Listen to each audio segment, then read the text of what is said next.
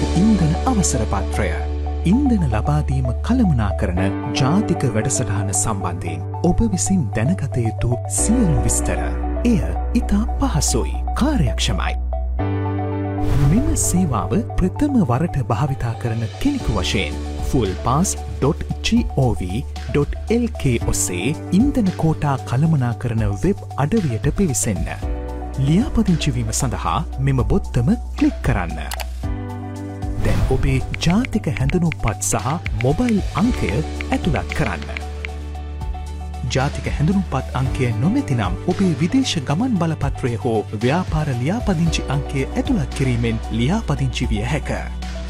ඔබේ මොබයිල් අංකය ලබා දෙන අවස්ථාවේදී එම මොබයිල් අංකය වෙත OTP අංකය ලබා ගැනීමට OTP අංකය එවන්න වශයෙන් සඳහන් මේ බොත්තම ක්ලික් කරන්න.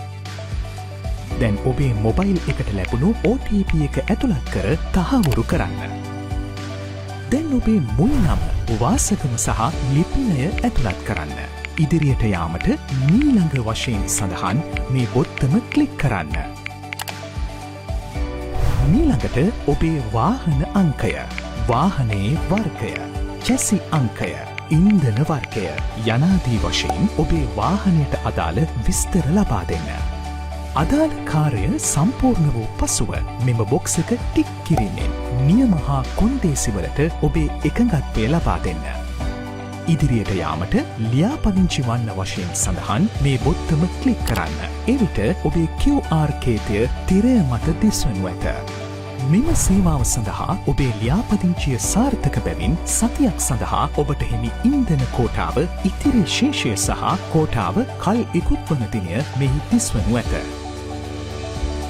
මෙහි දිස්වන QR කේතය ඔබේ වාහනයේ අංකය වෙනුවෙන්ම වෙන් කර තිබෙන අතර සේවාව ලබාගන්නා අවස්ථාවේදී ඔබ විසින් මෙය ඉන්ධන පිරවුම් හල වෙත ඉදිරිපත් කළ යුතු බව විශේෂයෙන් මතක තබා ගන්න.